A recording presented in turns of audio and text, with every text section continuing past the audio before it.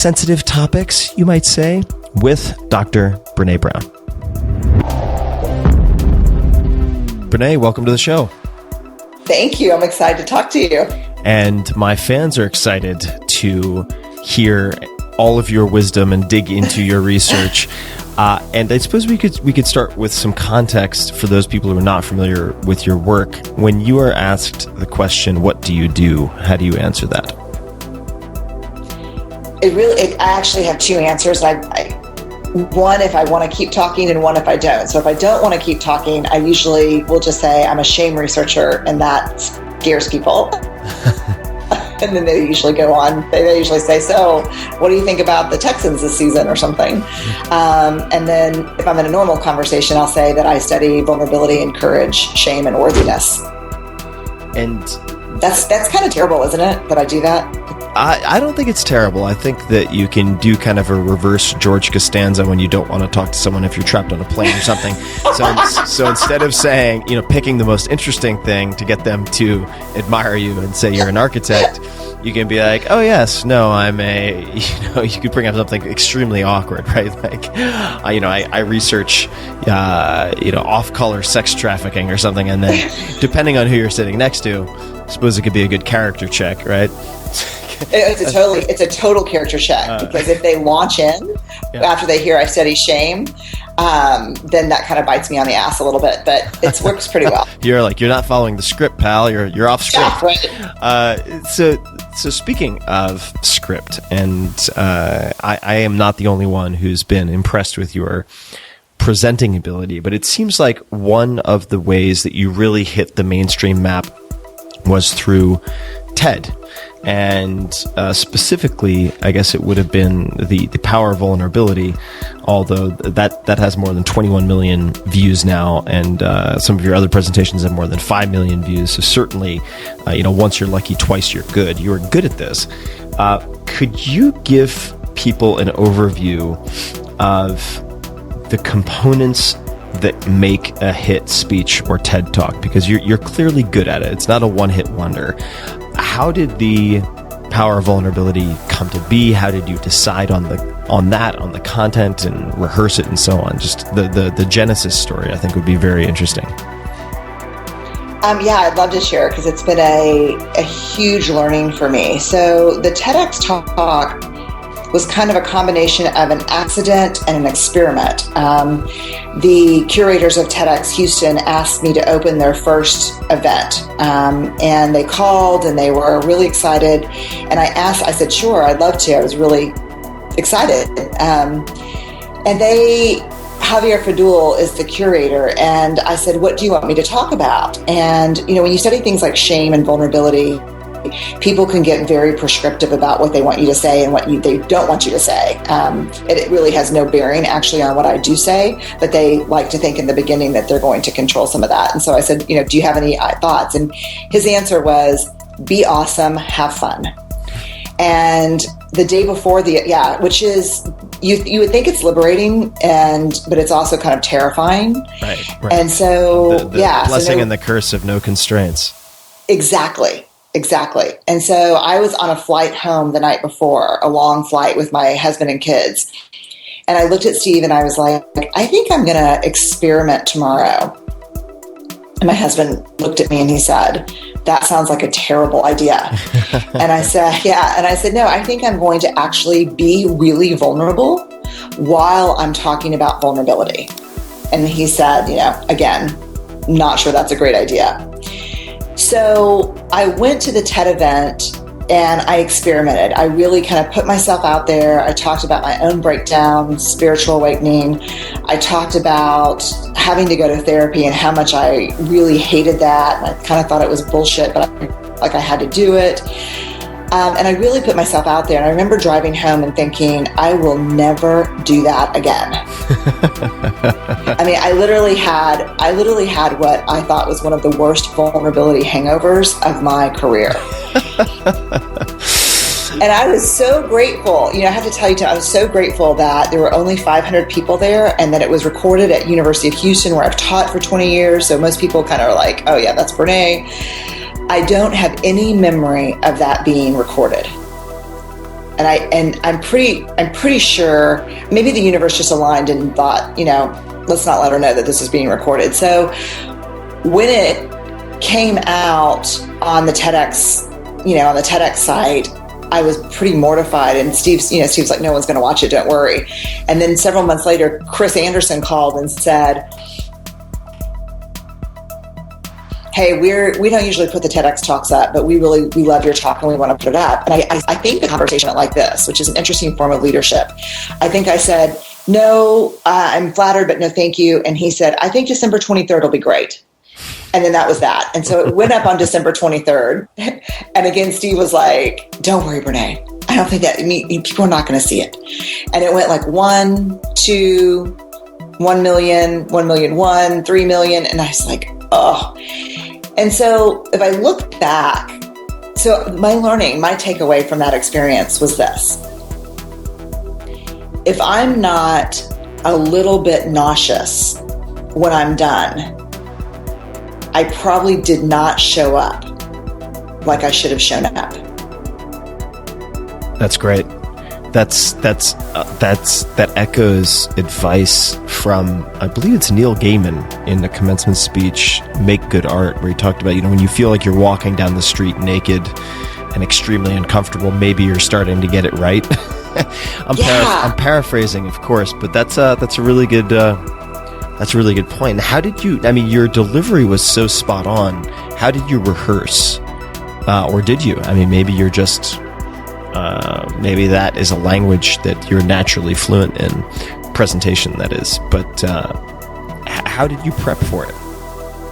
I don't rehearse at all. In fact, rehearsing is really, so when I rehearse, in the traditional way we think about rehearsing, it's about what I'm going to say and when I'm going to say it and how I'm going to say it. And so if I do that, what ends up happening, and I've tried it a couple times, I get so prefrontal cortex, I get so wrapped up in, oh, wasn't I supposed to pause here? And wasn't I supposed to do this there? That I'm not connecting. And so for me, it is use images as the arc, understand what every image means to me and what I want to wrap around that image, and then require that the house lights are on so I can see people's faces. That's a good rule. That's a really good rule. Yeah, so that thing where they're, and I rarely allow any of my presentations to be videotaped. Very, very rarely, because one, if they're taping you, you have to be super hot under the lights and the audience has to be dark. And then it's performance, not connection for me. And then secondly, I don't feel like it's anyone's business what happens between me and an audience at any given moment. Mm-hmm. I just really feel like that's a moment. Yeah, and I think that comes, I'm speculating here, but from a lot of experience teaching, right? Being in front of students as opposed to viewing yourself as being in front of an audience. Which I think enables a very different relationship with the people you're trying to communicate to or communicate with. And to provide perhaps a little bit of connective tissue for people who are curious about your research, you mentioned vulnerability, you mentioned shame. How should we define these terms, just for the purposes of this conversation? And so people can understand, and how did you research them? I think the best place to start when we're talking about kind of what words mean, at least the way I use them in my work, is to really start with vulnerability. Because I think if you can get your head and heart wrapped around vulnerability, the others make a lot more sense. So to me, I don't know how you were raised and how the listeners were raised, but I was raised to believe that vulnerability is weakness. That you wake up in the morning, you armor up, you go out into the day, you kick some ass, you don't let people see your emotions, you mitigate uncertainty and risk as much as you can, and that's the way you live. And so from the very earliest stages of my research, 13 years ago, that is not how vulnerability emerged in the data. Vulnerability emerged as not weakness, but probably our best measure of courage. So when we asked people, what is vulnerability? They would say things like, it's the first date after my divorce. It's trying to get pregnant after my second miscarriage. It's sitting with my wife who has stage 4 breast cancer and making plans for our 3-year-old and 5-year-old. It's starting my own business. It's taking my business public. It's getting fired. It's firing someone. It's getting promoted. It's missing the promotion. And so it became very clear to me early on that the simplest definition for vulnerability is really uncertainty, risk, and emotional exposure. Vulnerability is about the willingness to show up and be seen when you have zero control over the outcome.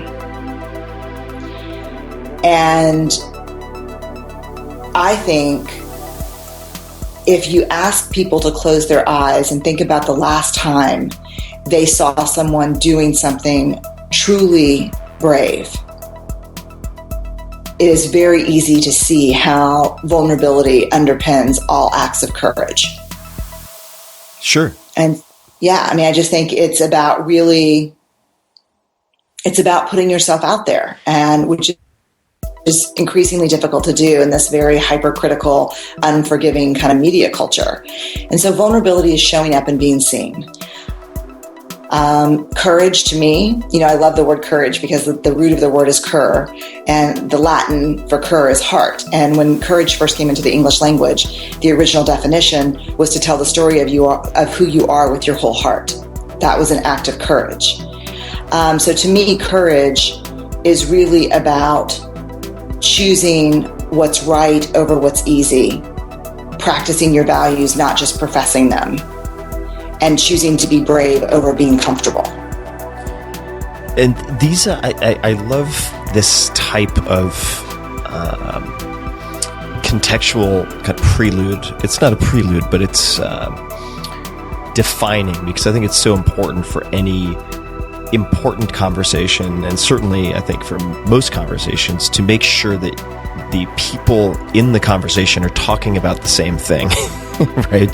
Oh, it's the key to everything, right? Right. And that starts with defining very, very, and I've noticed, for instance, even in my own relationships, something as seemingly clear as honesty. I want you to be honest, say in intimate relationships, are actually can have no pun or no allusion intended, but 50 Shades of Grey, right? I mean, there are. It right. can mean something very Totally. different. Is omission a lie, or are we talking about a misrepresentation of truth, right? And it's really critical. And I like your description because courage. I remember thinking when you were walking us through this, Cus D'Amato, who was Mike Tyson's primary trainer, who brought him to the pinnacle of his success, would tell Mike, who was terrified before going into the ring, in the dressing room and so on, that the hero and the coward feel the same thing. It's how the hero responds that makes him different. And you can't be courageous unless you are exposing yourself to a perceived risk, which by definition makes you vulnerable, even if you're thinking about it in a very literal kind of physical sense. So I'd love to segue to shame, because I was reading one of your alumni publications, and you can correct this certainly if it's not accurate, but a quote of yours came up that I thought was really insightful and worth exploring a bit. And it said, "Shame hates to have words wrapped around it. If we talk about it, it loses its grip on us." And I was hoping maybe you could elaborate on that and help us to then understand shame. Yeah, and I think that quote is so powerful because it's so true. Like when I talk about shame, I often like to personify it and say, shame is a very formidable foe. Shame is this intensely painful belief or experience that something is wrong with us, that we are flawed, and that we are unworthy of love and belonging. And we all know it. everyone knows that warm wash that comes over you that makes you feel like you're not enough. We have 50 years of data that really show us, in my mind, unquestionably, that the only people who don't experience shame are people who don't have a capacity for connection, people who don't have a capacity for empathy. So if we are capable of having connection, we know shame, because shame is the fear that we're not worthy of connection. And so the thing about shame that makes it so difficult is it needs three things to thrive in our lives. If you take a petri dish and you put shame in a petri dish and you douse it with secrecy, silence, and judgment, it grows exponentially. It will grow into every corner and crevice of our lives. If you have the same amount of shame in a petri dish and you douse it with empathy, shame can't survive empathy. Empathy is a very hostile environment for shame. And so to understand shame, I think what resonates mostly with people are the two kind of tapes that shame drives. The first is you're not enough, and you can fill in the blank. You're not thin enough, pretty enough, strong enough, powerful enough, rich enough, promoted enough, loved enough, awesome enough. You're not enough. And then if we can somehow get a handle on that and say, okay, I've got, I have this big presentation and you've got this shame gremlin in your ear saying, you're not enough. You're not smart enough. There are going to be like 100 MBAs in that room. What do you know about business? You're not enough. If you can wrestle that thing down, the other tape that shame drives is, who do you think you are? So it creates this amazing vice that our self-worth gets caught in, and just squeezes us from both sides. And so shame is really visceral. I mean, if you just say the word to people can feel it. No, definitely. And you mentioned, fear of disconnection. I mean, I wrote down when I was doing some research before this call, being shunned, ? And I'd love to ask you, because a question that came from some of my listeners was, what is the evolutionary need of shame, or why did that develop in human beings? And it seems to me like shame can serve a useful purpose, right? If you are ashamed of the fact that you think about molesting a child, that serves a societal function, right? So I would argue no. You would argue no? I would argue no, absolutely not. Okay, all right. Well, I'd love for you to expand on that, because that's an interesting viewpoint. So could you expand on that? So shame, I think, if you look at shame from an evolutionary biological perspective, I think it did absolutely serve a function. So Tim, you lead the dinosaur back to the cave. It eats my entire family and my whole clan. This is the second time you've done that. So we are literally going to shun you from our collective, which means you'll be alone, which means death, right? Mm-hmm. And so, because you're dangerous. Just not unlike if we see even in the animal world today, some pack animals, if there's a sick animal among them, will literally, approach it as a group and back it off a cliff for the sake of the pack, right? So that makes sense. As we've evolved neurobiologically, as we've evolved, shame becomes a profoundly dangerous tool for people who have the emotional understanding that we have. So now what we see is you can change a behavior sometimes, especially with children, on a dime with shame. But it's like hitting a thumbtack with a 500-pound anvil. You are going to crush that thumbtack in the process of doing that. So what we see now is we see shame highly, highly correlated with addiction, depression, aggression, violence, suicide, eating disorders, very highly correlated. What we see as the inverse is we see guilt And shame and guilt are very different. Shame is, I am a bad person. Guilt is, I did something bad. So you go out on Thursday night, you get wasted, you're so hungover on Friday, you sleep through your alarm clock, you miss a really important meeting, you get to work late on Friday, and your self-talk is, Jesus, I'm a loser. I'm an idiot. I'm such a loser. That's shame. If you get to work on Friday, same scenario, and your self-talk is, dude, I cannot believe I did that. That was such a lame thing to do. That was such a stupid thing to do. The difference is shame is a focus on self. Guilt is a focus on behavior. People who are very guilt prone, who say, you know what, I got a bad grade. I'm not a loser, but that was a loser idea to not study and go out last night. Mm-hmm. They have their relationship with addiction, depression, violence, suicide, bullying is inverse, meaning the higher the level of guilt, the less likely it is to experience these outcomes. So the most dangerous, if you look at shame and guilt in a criminal population, the most dangerous people have the highest levels of shame proneness and the lowest levels of guilt proneness. That makes because guilt is holding up some. Does that make sense? It makes perfect sense. Yeah. So guilt is holding up something we've done against who we want to be, or something we've done, thought about doing, or failed to do, up against our values, who we want to be, what we think is right.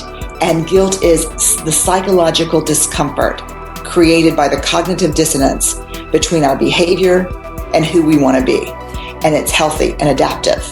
No, that makes perfect sense. I was having a conversation with Josh Waitzkin, who's been on this podcast as well. He was the basis for Searching for Bobby Fischer, so he was known as a chess prodigy as a child. Oh, yeah. He is a tremendous dad, a really amazing parent as a young boy, and he has a very particular parenting style, and he always focuses on rewarding effort and not labeling his son smart. So, for instance, he'll say, that was a really good job. You worked really hard. You did A, B, and C that resulted in D.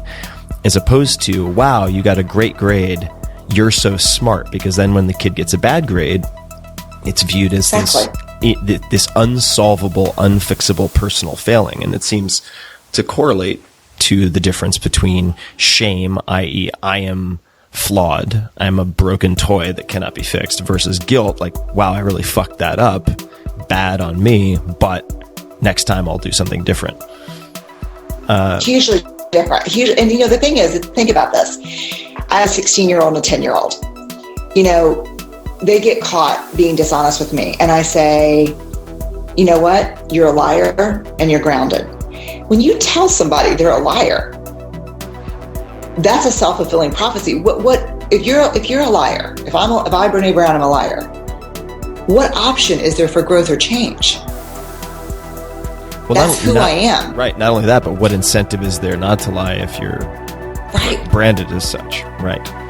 So when you talk about the person who is thinking about committing violence or assault on a child, do I want that person to be more ashamed? No, because I have a feeling. I mean, there's in your example, I guess there's pedophilia, which can be an organic, real issue. But the majority of what we see are people who are so deeply shame-based committing horrific crimes. So, look, if I thought shaming people, no matter how, I hate to say this, but I'll just be honest. If I thought shaming people, no matter how hurtful and painful it is, if I thought that kept people safer, I'd be all for it. It just doesn't.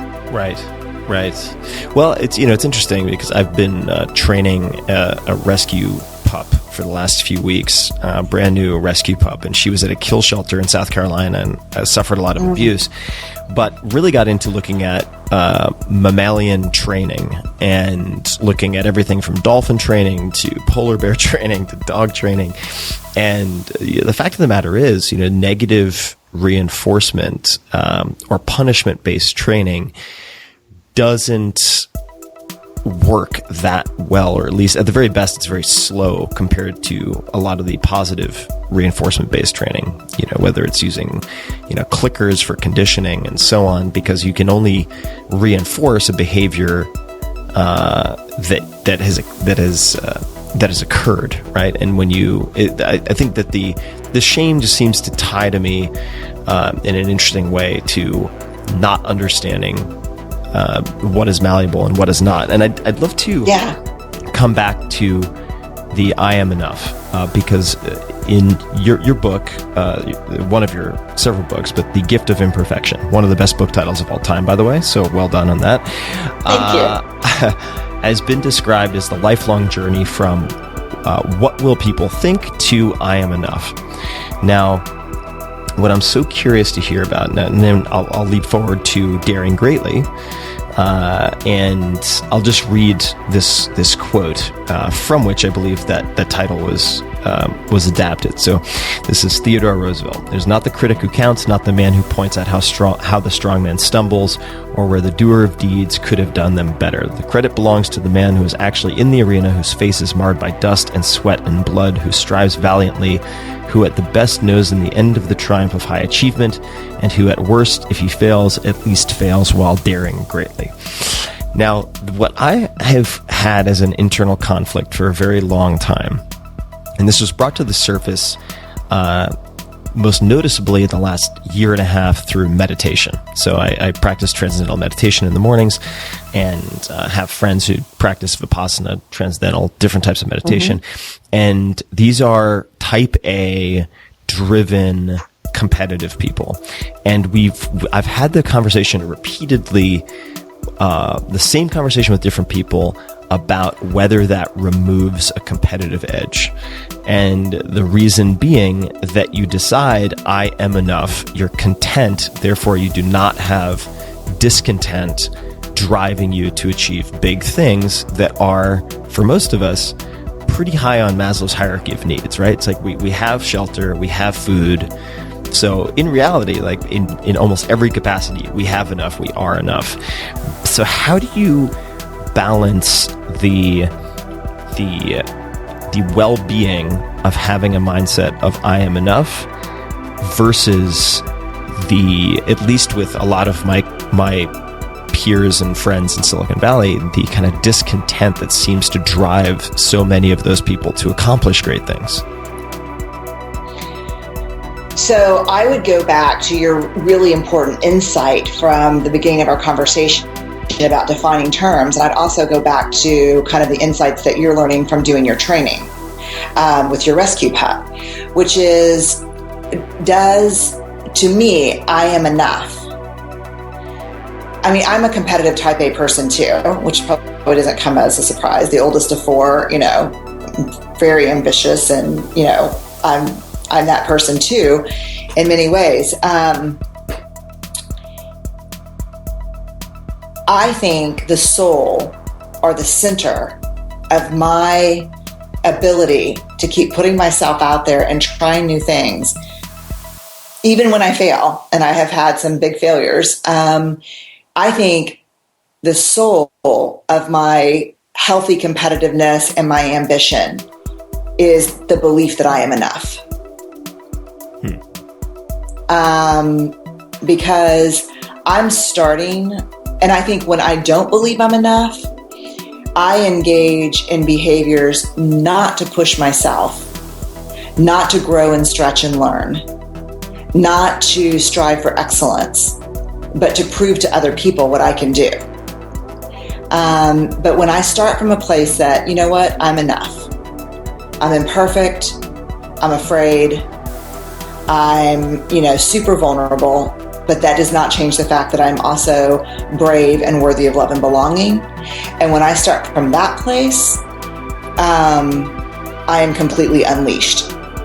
So I think one of the things that's really important to help kind of define here, because I'm not like, on the couch, binge watching TV 5 days a week, writing nasty ass comments on other people's accomplishments on, Twitter and Facebook, and saying, look, fuck you, I'm enough. Like, that's not what I'm talking about. Right. I'm talking about a belief of self-worth, that I am enough, not based on what I do, what I accomplish, what do I, prove or produce. I am just enough. And if you start from that, That's the healthy center, I think, of most of the most awesome achievements we've seen. And I spent a lot of time in Silicon Valley too. And what I can tell you, and I know, I would bet, I wish we could have a bet right now. I would bet you a lot of money that if we listed the names of 10 people, which we're not going to do, you could tell me which of those folks are operating, and 10 competitive, ambitious, just like crazy fighters out there in the arena, and we listed 10 names, you could tell me the 5 who are motivated from a place of being enough but wanting to strive for excellence and learning, and the 5 who are trying to fill a hole in their self-worth and who are dangerous. Yeah, no, for sure. And I guess in my mind, when I think, I'm just imagining this list of 10 people in my head, when I imagine the people who fall into the less self-destructive category, who are operating from a place of I am enough, I guess I would, in their cases, say that if I could hear their sort of subconscious internal mantra, it would in my mind it would seem to be, and maybe this is the same thing, but closer to I'm good, or I'm really good, but I can be better. Not I am flawed. I need to impress everyone around me to make them validate me. But I guess I'm just struggling with the word enough. But I understand the point of it. And I think this is something that I struggle with, right? I mean, I'm very hard on myself. I mean, I have always sort of been of the mindset that, second place is first loser, and extremely competitive. And that has not always been the healthiest thing for me in all sorts of different capacities. But I don't, let's sort of tackle this from a slightly different angle. So the daring greatly, the question that I think is raised in that book, among others, is, have you dared greatly today? And please feel free to take this in any direction, because you obviously know more about your work than I do. But what is a good way to evaluate that? And do you ask yourself this type of question on a daily basis? Do you have I'll leave it at that. I could make this a 12-part question, but how does someone determine if they've dared greatly? And how often would you suggest someone kind of check in and ask themselves that? So I think for me, daring greatly, and that quote from Theodore Roosevelt, I even got teary-eyed while you were reading it. It was a life changer for me. It was right after the TEDx Houston talk had gone viral. I was kind of everywhere on the internet at that time. And, everyone from, ABC, CBS, NBC, Fox, Huffington Post were all writing about this. Who is this person at the University of Houston with this TED Talk going viral? And as you can imagine, all these online stories had online comments that were of course, like, yeah. And so my husband and my therapist were like, don't read the comments.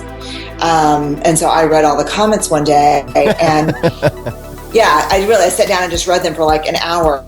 And I think, if you're listening to if you're a listener right now, if you close your eyes and think about, we all have the shame triggers. We all have 2 or 3 things. Most of us have more, that you could overhear someone saying about you that would be so painful and so hurtful that you don't know if you could survive it. Most of us have those things. And so for me, up until that point, those things really dictated my life. I was like, look, I'm going to engineer this career to kind of be small and safe. I'm going to play right under the radar because I am not willing to put myself out there and get criticized like I know is happening. And so the problem with staying small is it's always served up with resentment and pissed offedness. Because we're not using our gifts, we're not in our power, and there's always a price for that. Right. And so to me, when I read that quote, when I looked at the comments, they were things like, of course she, of course she embraces imperfection. What choice would you have if you look like her? I feel sorry for her husband and kids. More Botox, less research. You need to shake loose 10 pounds before you talk about being worthy. I mean, just like really shitty, hurtful stuff. And then I came upon that. I mean, like the next 30 minutes after reading all that, I came upon that comment. I mean, that quote from Theodore Roosevelt. And, in that moment, what I realized is, you know what? I do want to live a brave life. I do want to live in the arena. And if you're going to live in the arena, the only guarantee is you will get your ass kicked. And the second thing is that daring greatly is being vulnerable. So when you ask yourself, did I dare greatly today? The big question I ask is, when I had the opportunity, did I choose courage over comfort? When things went sideways between Steve and I this morning over, who was going to pack the lunch for my son, did I just go into the old pattern of rolling my eyes and walking out of the kitchen? Or did I choose courage and say, I'm sorry, I'm feeling really overwhelmed with the book launch tomorrow. And I'm sorry, I really apologize. That was hurtful. Did I choose courage or did I choose comfort? And so to me, that's the question we ask about daring greatly. And I think, I think one of the things that you said, Tim, really, when you're talking about your friends and this idea of being enough, one of the things that really turned my life upside down, there were 4 or 5 things in the research that have taken me a long time to get over and get through.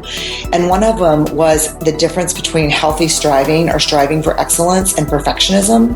Mm-hmm. And I've always been perfectionistic about my stuff. And what I learned in the research was that perfectionism is very outwardly defined. It's dictated by what will people think. And healthy striving is dictated, or striving for excellence is internally motivated.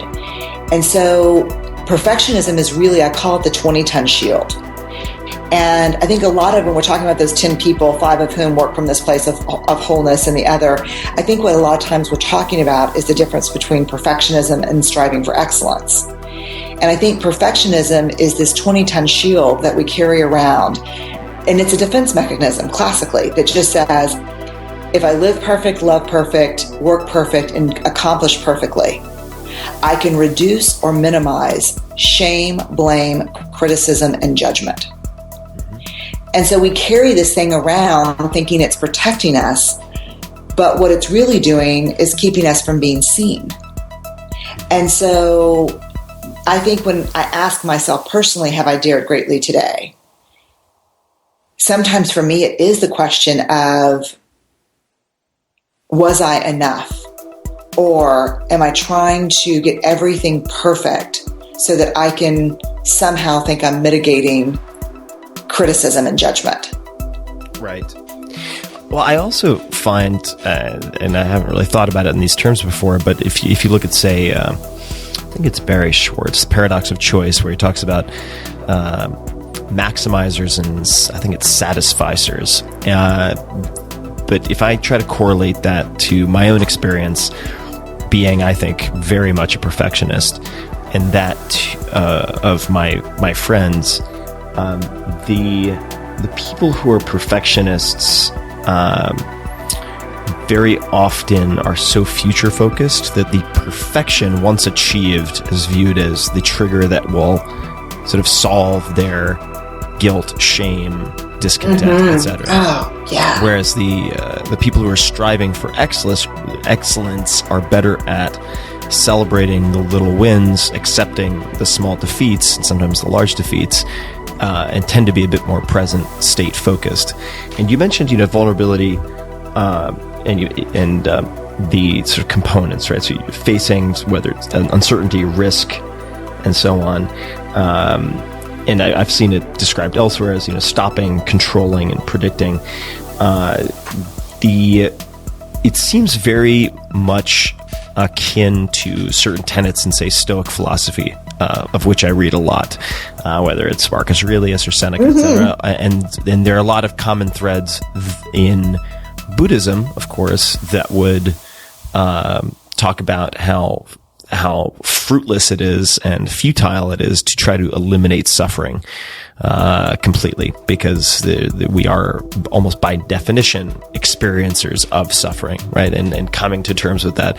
Which thinkers, philosophers, or schools of thinking or philosophy most resonate with the insights you found in the data in your research? My God, all of the above. It took me from Marcus Aurelius to liberation theology. What is liberation theology?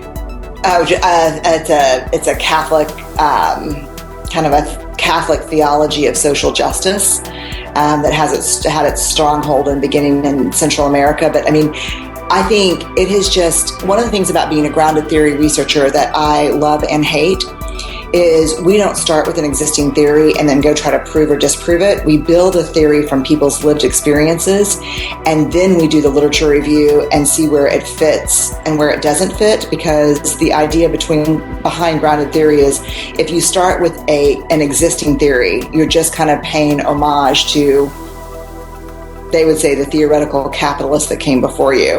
And then it's people's lived experiences that really matter. And so people often comment in my books, they're like, how is it that you're quoting? I do quote Marcus Aurelius, I think, in one of my books. How are you quoting him? And then how are you quoting Pema Chodron, who's an American Buddhist nun? Right. And then you're quoting Disney, Pixar movie from Toy Story. And to me, I have no division and very little tolerance for the highbrow versus lowbrow inspiration. I think if you're paying attention, you can find truth and inspiration anywhere and everywhere. And so to me, I'm all over the place in the literature. And I think the people who really depend on polarity will hate this, but really some very strong common themes across Christianity, Buddhism, Judaism, Islam, Joseph Campbell. I think I end up finding myself in some just profound truths from a lot of, I was reading something yesterday in the data, and it made me pull out my book by Gibran. So I think it's Rumi, Mary Oliver, Neil Peart, the drummer for Rush. Something came up, and I was like, I didn't know if you knew, so I had to put it in there. But I was like, this is when you don't make a choice, when you choose not to decide, you still have made a choice. And I don't know that anyone says it more eloquently than Rush, I don't know what to say. Neil, just as a side note, if people want to see just a beast of a drummer, then you can search on YouTube for some videos of this guy. Oh my goodness, what a just monster on the kit. And a poet, so I find my inspiration kind of everywhere. And let's talk about misinterpretations of vulnerability for a second. And I think maybe I'm probably projecting my own prejudices here, but is it vulnerability? I think there are some people who misinterpret being vulnerable and the benefits derived from being vulnerable with incessant oversharing of emotions or inner dialogue or doubt. What would you say to those people? Maybe my diagnosis is off base, but there are a lot of people who just kind of pour out every concern, worry, fault, mistake, and okay it with the label of vulnerability. So I'd just love to hear your thoughts on that word salad that I just dropped on you. I love it. And I'm tracking 100% because it's, there's a very simple formula in my head. Vulnerability minus boundaries is not vulnerability. It can be desperation, it can be oversharing, it can be manipulation, it can be a lot of different things, but it's not vulnerability. We always have to hold awareness of boundaries and roles in our minds around vulnerability. We share with people who've earned the right to hear our story, and we stay mindful all the time of the role we're in. So one of the great examples I can give you is I'm with 50 CEOs from Silicon Valley, and we've spent a long weekend together. And toward the end of maybe the first day, one of them says, I came here thinking that I would never, believe in vulnerability or accept it, but I am 100% on board. So I want to make sure I understand that I should stand up in front of, my investors, my VCs, and say, look, I am in over my head. We are bleeding money, and I do not know what to do next. Right. And I said, only if you don't want another round of funding should you do that. I mean, no, that's that's not appropriate. But let me ask you this. If you had, I don't know, $50,000 invested with this leader, wouldn't you be praying to God that he's sitting across from someone saying that? Sure, definitely. 100%. Right. I don't care if whether it's his therapist, a mentor, an advisor, because what the alternative is, if he's really drowning in over his head and bleeding money and doesn't know what he's doing, is to just keep grinding harder and harder on the same things he's doing and not ask for help. Right. Totally agreed. And so when people say, live tweeting your bikini wax, that is not vulnerability. I'm sorry about that. It was only once. Yeah, I mean, if you could hold back a little bit, Tim, we'd really all appreciate it. Or sharing intimate details of your children's reaction to your impending divorce on Facebook. That is not vulnerability. Vulnerability is the birthplace of intimacy, trust, connection, creativity, innovation. For leaders, it's the birthplace of trusted influence. But it's not permission to overshare. Right.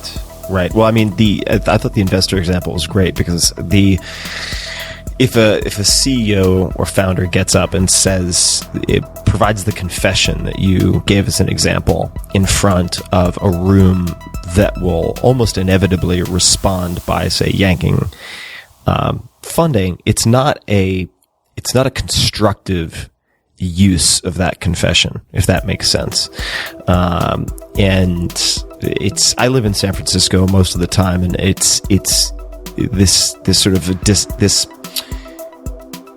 misinterpretation of vulnerability as oversharing is very common among the kind of Burning Man spiritual atheist sect, and I think it's massively problematic. I think it creates it appears to create many more problems than it solves, and let me use that as a segue. So the opposite. I was interviewing a well-known strength coach named Pavel Tsatsulin, who's originally from I think the Ukraine. In any case, former Soviet Union. And one of the questions I asked him on the podcast was, what do you write in your personal journal that you don't often talk about with other people? And his answer was, well, Tim, that is a very personal question. And he proceeded to tell me that, oversharing is a big problem in the United States. And I was like, well, that's actually, I feel like that's a fair response. And so I wanted to ask you a question that's based on input from a number of listeners of this podcast. And here's the lead, and I'd be very curious to hear your thoughts. So there's lots of chatter about over-feminization of boys. How do you have vulnerability coexist with strong masculine virtues / traits? And I'm paraphrasing here, and I'll just give another sort of contextual example that may or may not be interesting to comment on. So there's an expression in some military training that is suffer in silence. And the idea is, if you're going through Hell Week for the Navy SEALs or something like that, and you're carrying logs around and laying down in the freezing cold water, climbing under barbed wire, doing all these just nausea and fear-inducing things, if you complain, like my foot hurts, this, that, and the other thing, it will trigger more suffering in the people around you, which I happen to agree with in that context. So that's a lot at once, but what is your thinking on the so-called sort of over-feminization of boys and masculine virtues / traits versus vulnerability? I mean, how do they coexist? And maybe that's not even the right question. It's a really good question, and I work a lot with special forces and with the military and with vets. Yeah. May I add one more thing? Just so that I'm not, people don't think I'm representing only the male side of this. Yeah. A lot of my female friends complain to me that in a lot of urban centers in the U.S., San Francisco, etc., they can only find guys to date, and they're looking for men to date. So it's not just, this is a concern, not just from the male side. It seems to be coming from both sides. So sorry to interrupt, but I just wanted to throw that. No, I think it's really important. So I have so much to say on it that I'm overwhelmed. I don't even know where to start. So I'm going to just I'm just like busting a gut over here. Okay. So these binaries of, tough and tender, masculine, feminine,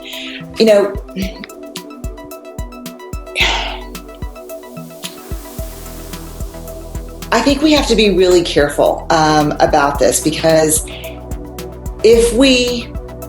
when we start to talk about let's talk about it in the context of my work.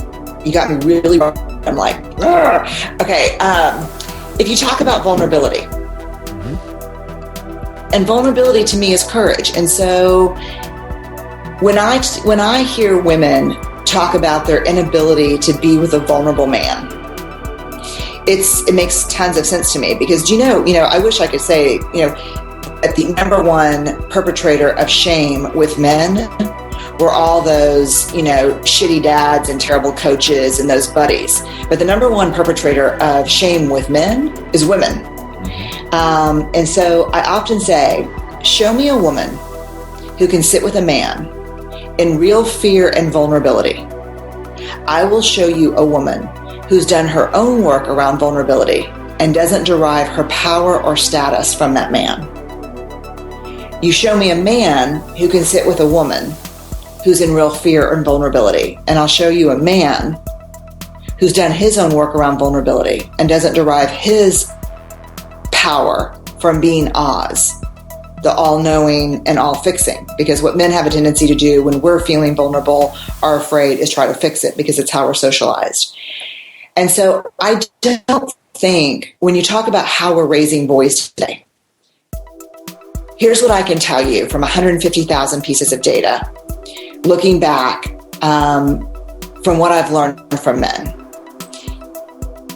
The men who were raised to be open and feeling and tender and loving, and given no skills and no information on how to navigate boy culture and male culture, do not do well. Right. The boys who were raised on how to navigate male culture, king of the hill, and had no tools on how to be open and vulnerable and emotionally available, do worse, but they also don't do well. So it's about, we need to stop with these false separations between tough and tender. Tough and tender can coexist. And to me, that's kind of the equation for badassery. And it can also exist in women, like, grit and grace, tough and tender, afraid and brave. This idea that we're either courageous or chicken shit is just not true, because most of us are afraid and brave at the exact same moment all day long. And so to take courage and vulnerability, to not teach that to our kids, boys or girls, is not teaching them how to be emotionally available or tender either. Right. And so I think what concerns me is about the need to drive a stake through the middle of these things. And I think that's what's really important. I mean, to be both. Yeah, no, I agree with you. I mean, I think that they're not mutually exclusive. There's no need for a false dichotomy. It's, I think a lot of it comes back to sort of choosing the appropriate environment for expressing that vulnerability, if that makes sense. It's a toughie. It seems tough. I mean, because you find men who have the armor plating on and can never take it off. That for what it's worth, the guys I've met who are operating at the highest level in, say, special forces do not have that problem. They tend not to suffer from a lot of PTSD, for instance, and they are very empathetic and emotionally attuned, for them, at least in the subset of folks that I've met. But they've been subjected to just insane amounts of abuse and conditioning for mental and physical toughness. But at the same time, I see them playing with their kids or with their wives, and they're extremely present. So it's a tough needle to thread. So speaking of just the challenges that people have with, say, vulnerability, what are some daily practices or exercises that people can test to help them develop more vulnerability, less shame, etc.? I think it's interesting that you talk about, daily practices, because I think vulnerability is a daily practice. And for a lot of us, at least for me, when it was new, it was about trying on new ways of being and kind of testing it out. One of the things that emerged from the data is this idea of trust and the relationship between trust and vulnerability. And people always ask